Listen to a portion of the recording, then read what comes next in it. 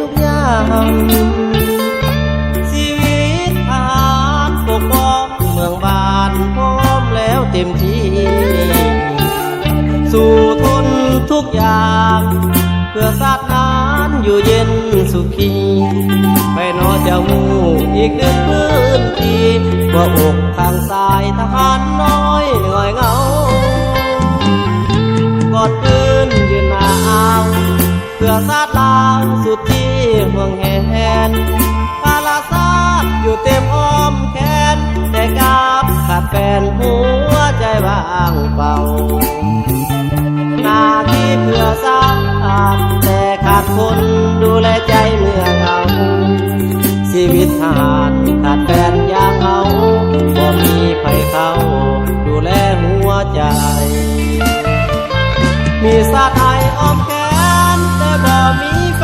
นอยู่ในอ้อมกอดทหารน้อยคอยหาตลอดยามหน้าต้นกอดคืนแขนขวัญใจไผเดสิหูก่อนทหารน้อยตอนนี้เหงาหลายปกป้องชาติให้อบอุ่นปลอดภัยแต่ว่าหัวใจยังเหงาคือเก่าชีวิตทหารปกป้องบ้านด้วยความภูมิใจอยากมีคนที่ห่วงใยมาดูแลใจที่มันว่างเปล่าอยากมีคนคิดฮอดและบอกหักเวลาที่เหงากอดสาดไว้ในอ้อมแขนเฮาและอยากกอดเจ้าอยู่ในอ้อมใจ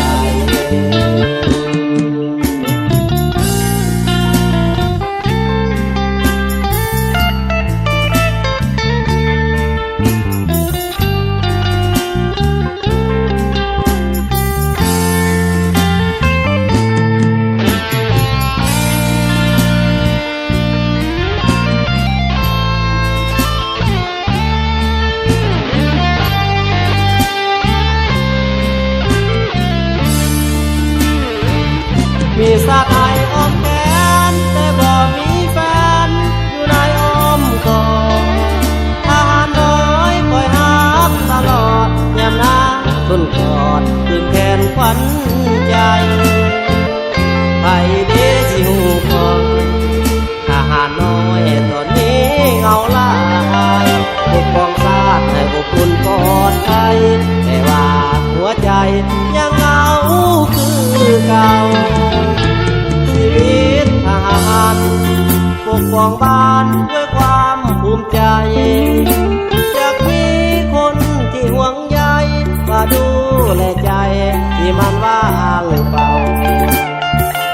อยากมีคนคิดฮอ